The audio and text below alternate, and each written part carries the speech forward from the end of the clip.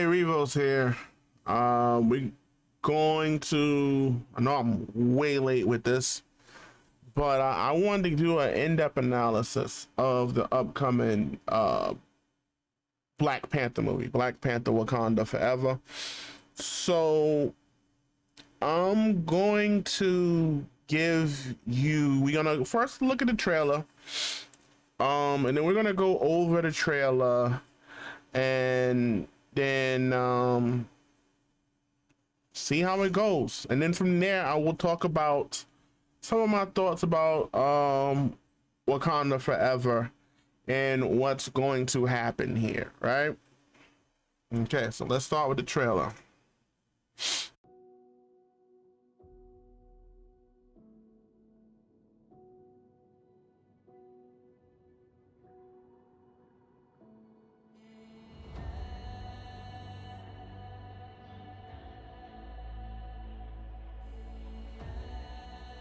Only the most broken people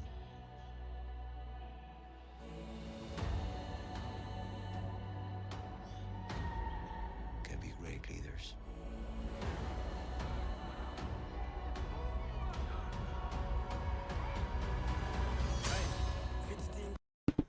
Now, I don't know much about Namor. I do know he's kind of a bad guy that turns good.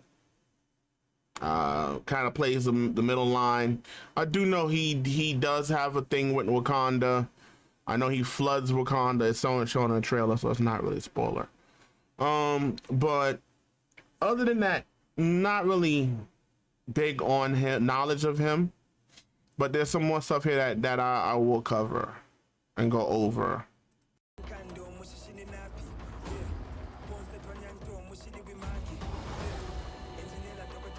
His people did not call him General or King. They called him Kukul Khan, the feather serpent god. Killing him. Those shoes look a little, just a little stupid, but I'll let it go. Will risk eternal war. He's coming for the surface world.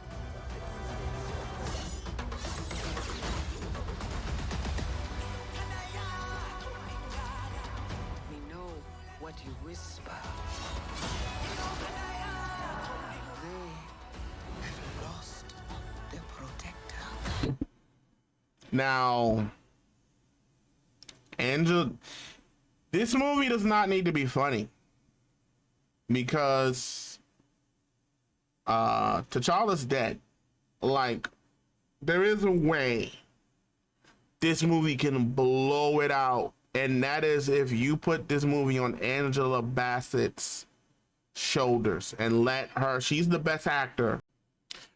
You put this movie on her shoulders and let her really play that emotion up of being the one to lose a child, and you know, she's now like queen of Wakanda, and the stress that she's gone through that now that they're under attack. And this will be the best movie. I don't think that's going to be that way, and I will explain why in a moment, but let's get through this. Is our time to strike.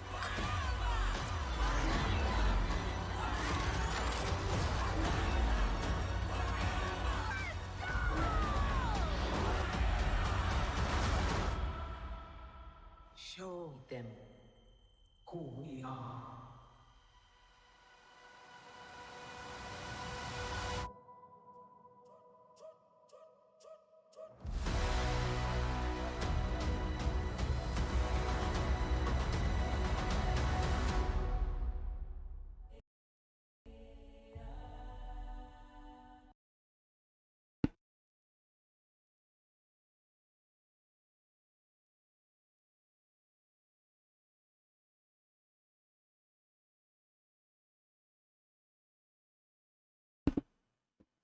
Several things we're going to unpack here. Marvel has a very, very, very bad habit of needing to put comedy in things. That's one. Two. 1 second. This character is in here, Riri Williams. Now, if you do not know about Riri Williams,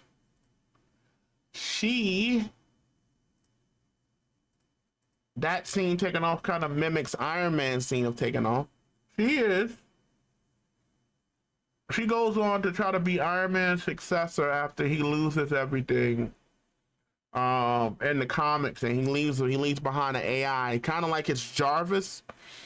And actually, the funny part is her character was extremely stuck up. Her character told the teacher, "Tell me something I can't do." The teacher said, "You cannot be Iron Man." Just trying to find something, because she's like, "I can do anything." Teacher that you can do anything. She gets mad at her teacher. It's very stupid. She steals the Iron Man suit and goes on to be Ironheart. This comic did horrible. It did extremely bad. And it's getting pushed back right now because you already have two characters that you kind of built up to step in the shoes. You had the kid, I believe his name was Arthur from Iron Man 2, who literally helped Tony Stark build up his armor. And Tony Stark left him a present. Was it a helmet? I forgot. I ain't seen Iron Man 2 in a while. And then you have his own daughter, Morgan. So for her to go ahead and step into the Iron Man shoes again, you're setting in a situation where people are not going to like her. Two, she's a kid. So we already know she's going to take little to no damage. She has no point being in this, which was a problem when Marvel started coming out with a lot of these very kiddie superheroes, like Miss Marvel and Ironheart and stuff like that. But her involvement, I don't know how that's going to go. I'm guessing she's going to help defend Wakanda from Namor and the Atlanteans. Now, my last part, Shuri. Now, you may think, oh well, Chadwick Boseman died, and this is this is where they're going through this storyline, and you know. Now, don't get me wrong, they would have to really drop the ball for this not to sell, because this movie's gonna glorify or celebrate Chadwick Boseman, sorry, life as T'Challa and what he meant, and it's gonna bring money off of that, right? But what if I told you they were trying to get rid of Chadwick Boseman while he was still alive? Now, mind you, this is not no controversy. I'm not saying they killed him. Nobody knew he had cancer. But this was a hard push thing right around the time of him coming back for Infinity War. And when you got that all-girl scene with all of them leading the charge, this was a very, very, very big push thing. And I'm gonna go into that right now. This is where the movie could go bad. So 1 second. You already got fans calling for Chadwick Boseman to be recast, because T'Challa, the character, haven't done anything. I don't know what's going on inside there about coochie cravings. I don't know what the hell's going on inside. But this is from Euroreb. Black Panther fans call for MCU to recast Chadwick Boseman.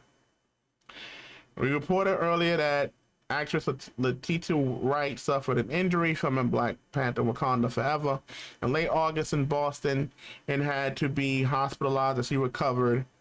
The production of the highly anticipated Black Panther, the sequel, had been shut down. Let's go down a little bit more. While they were writing the script, of course, Chadwick Boseman passed. He had a 4-year battle with colon cancer. Now they weren't. People are calling for them to find another person to play T'Challa, and I don't find anything wrong with that, because if Tony Stark, if Robert Downey Jr. would have passed before he could have really set his mark for Tony Stark, let's say like right after Iron Man 1, they would just have replaced him. There wouldn't have been such a strong call for, say, like Pepper Potts to be rescued or step into that shadow. But they're saying they're not going to recast him. Marvel Studios boss Kevin Feige previously confirmed everyone is also very excited to bring this world of Wakanda back to the public and back to the fans. We're going to do it in a way that made Chad proud. That would mean breaking Marvel's vow to cast another T'Challa following the actor's tragic death. And Marvel Studio previously made clear that Chad's role will not be recast. They're making it seem like, oh, well, Chadwick wouldn't want his role to be recast. He wouldn't want that. But let's look at some other stuff too. One second. This was I had to really dig to get this. I remember talking to people about this when this was a thing. He died later on this year. Look, it's January 26th. He died near the end of 2020, right? So Tom wrote a piece. Oh, HBCU grad Chadwick Boseman is apparently unhappy with the Black Panther franchise. Tom recently wrote a piece for TVOverMind.com that depicts Black Panther Chadwick Boseman is unhappy with his leading role. It is likely that he'll be phased out of the role to that of a woman Black Panther, which is why the Howard University graduate is not happy. Hearing that Chadwick Boseman is unhappy with that direction that the Black Panther franchise is taking might come as a surprise to a lot of people, but when you hear just why that is, you might understand a little bit better, or you might want to tell him to calm down and just step aside, depending on your point of view.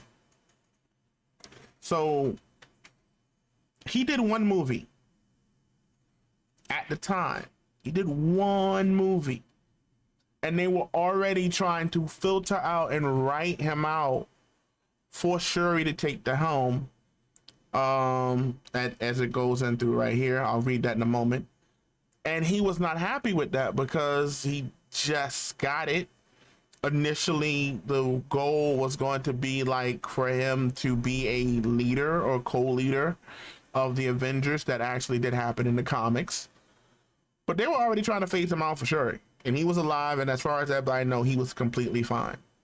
So going back to the article, in any case, Scott Campbell of We Got This Covered has shed a little light on why Boseman might be a little sore when it comes to what will be happening to Black Panther once the sequel comes out, which is closer to the comics than several of the story ideas we've seen at this point.